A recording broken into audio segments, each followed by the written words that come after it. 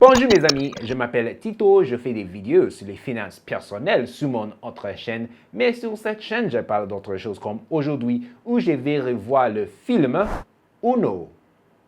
When Junior returns to Enugu after being away for several years, he's met with a very tense situation at home. His disapproving family is in turmoil as they try to keep their deep secrets from one another. Uno, the Effin Family, was filmed on location in Enugu and is written and directed by Ebuka Njoku. First of all, guys, I want to apologize for all the black that I'm wearing. It's mainly merchandise from the movie Uno. As you can see, there's Uno written on the shades and on the shirt. And it's not every day that I get to review a film and wear merchandise from the film at the same time. So I said, hey, why not? Let me remove the shades though, because it's dark. That's better. So this will be a biased review. Let me start there because I was at the press and media screening of this movie back in late March, almost 2 months ago. And the director and the writer of the film, Ebuka Njoku, he's we're guys, he's kind of a friend of mine, and he directed and wrote my favorite Nollywood film of 2022, Yahoo Plus, which had mixed reviews. So, we've been friends ever since, and he invited me for the press and media screening. So I've seen the movie, I was given merchandise, and I also moderated the Q&A session after the movie. Yeah, I'll show pictures. So suffice to say that I am a bit biased regarding this movie, but I'll still try my best to review it without dropping spoilers because this weekend Uno, got to cinemas or came to cinemas. So yes, I hope you understand the interesting situation I'm in. We'll see how this all pans out. Let's begin by looking at Les Performances. Hey, what's up guys? It's engagement time. Please do me a favor and like this video by clicking on the like button and subscribe to my channel as well by clicking on that black subscribe button. Feel free to share the video with anyone who you feel might enjoy it too, and leave me a comment down below.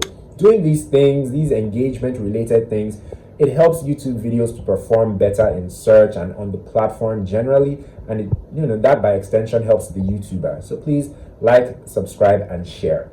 Thanks so much if you've done any of those things. Now let's jump back into the video. Keezyto plays Junior in this film, and some of you guys may recognize Keezyto. He was one of the leads in Yahoo Plus, and he was so good in that film that seeing him do something so different in this film was a bit jarring for me, I can't lie. I spent a lot of the film trying to see him as something different. He's the firstborn son, and he comes back home with this young lady, his love interest. And as far as being the firstborn son and a brother to his siblings, I think Keezyto did well in terms of his performance. But in terms of being a boyfriend in the film and the romantic element, I don't know if I was really buying it. I don't know if it really worked for me. Moving on, Tomi Ojo. She's in this film and her character's name is Ruki. This somewhat naive, quiet young lady. She's the love interest of Keezyto's character, Junior. And her being the only non-Igbo main character in this film, I was expecting something different or something, a bit of a surprise, I guess, but it just never came. Her character is integral to one of the storylines in the film, but I just, for some reason, was hoping for more with Tomi Ojo's performance. Plus, the fact that I don't see Tomi Ojo in a lot of things. The last film I saw her in was in Ada Omo Daddy back in December, and this is May. I see her as an actress who doesn't just take on roles all over the place. If she takes a role, she believes in it and she wants to deliver on that role, right? So I guess because of that too, I was expecting a lot from the character Ruki in this film, but I don't know, I didn't get it. Sophia Chisom. Yes, Sophia Chisom is in this film and she plays Ada. She's one of the kids. She's the only daughter in the family, and her performance was really good. People really connected with her character, and I think her character was very relatable. Young women who see this film will really be able to relate to Ada. They'll either relate to Ada's story or they'll know someone who relates to Ada's story. And I think Sophia did a very good job. And it's funny, during the Q&A, which I moderated, like I said earlier, I asked her why she took on this role of Ada in this film, and she said that it's because in secondary school she got an A in Igbo, and she wanted to put her Igbo proficiency to use, to work, and that's why she was keen on taking this predominantly Igbo film. And I found that answer to be quite intelligent and interesting, right? But she does well in this film. Moving on, Abayomi Alvin, he plays, I can't remember his character's name, but he's a friend to Keezyto's character, Junior.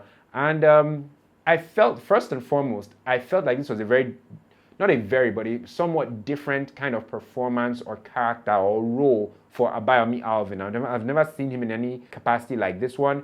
I also really appreciated his styling. He was styled like as a bohemian type of dude in this film, and I found that to be interesting. And, it was also interesting to see him in this film. Okay, I guess I need to correct myself.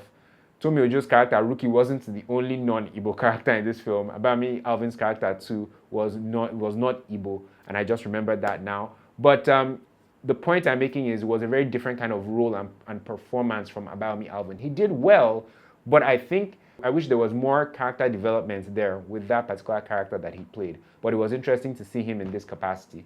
Finally, Nkem Owoh. So he's the father in this family, right? Patriarchal figure. And he's a conflicted father and husband.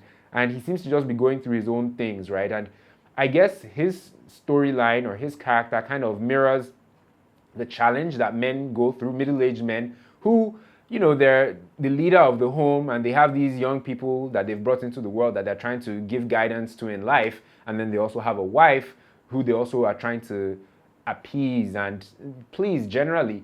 But they also have their own internal struggles, their own internal battles and internal demons that they're dealing with. So I think what we saw with his character was the fact that he's going through a lot. Ultimately, the problems that the family were facing, they were in his hands to more or less solve. If he sat everyone down one by one and had a talk to them or a talk with them, but because he was going through his own things, he was kind of like even adding to the problems rather than solving the problems. So I appreciated the dynamic or the conflict that existed with Nkem Owoh's character, and it was a good performance. Not necessarily groundbreaking or mind-blowing, but it was a good performance. Ce que j'ai aimé. I liked that this film was done in the East. I like seeing the eastern parts of Nigeria in movies because it's different, right? I see so much of Lagos and a bit of Abuja. I don't see that much of the East in our Nollywood films. So I'm always glad when I see the East in our Nollywood films. I also like that this was an Igbo film. I enjoy Igbo films. I like Igbo culture and Igbo language, so I like hearing it in our Nollywood films. There was that as well. The film was also funny. It had its funny moments. I wish it had more funny moments, but it's a drama largely, right? But because, it has Nkem Owoh in it and, there's some elements of it where there's some laughs and there's some comedy. So I did appreciate those moments. Finally, I like that this film was like family-centered.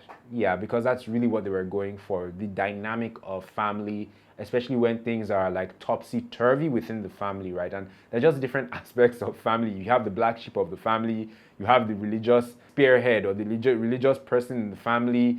You have all kinds of things that happen in the family, and I think they do a decent enough job of trying to bring many of those things to bear in the film. Ce que je n'ai pas aimé. There's a romantic element in the film that I feel could have been better done, right? The foundation of the romance in question felt very shaky. I felt like it could have developed it better. These two characters who become romantically involved, or the romance that exists between them, it felt like it needed a bit stronger legs and better roots, right? Because it just felt like it came out of nowhere. It didn't feel organic. And that did bother me. That did bother me when I saw the film. Also, there's some camera movements in the film that I felt should have been smoother. It could have been like a stylized shot or something that they wanted to do intentionally, but I feel like it could have been, or it would have been better executed had those shots been smoother, or had they done a second take. One in particular, where there are these two characters, I think the brothers, they're arguing at the top of the staircase, right? And then when they're done, the camera pans to somebody coming up the staircase who hears the entire argument. I think that pan is, I remember that not being as smooth or swift as I feel it should have been. There's no need for it to have moved the way it moved. It could have been way smoother. And I think there are one or two other instances where I felt like the camera work could have been better. But I mean, these are minor details that most of you who watch the film may not even notice these things. But for me personally, these are the things that I didn't enjoy about the film.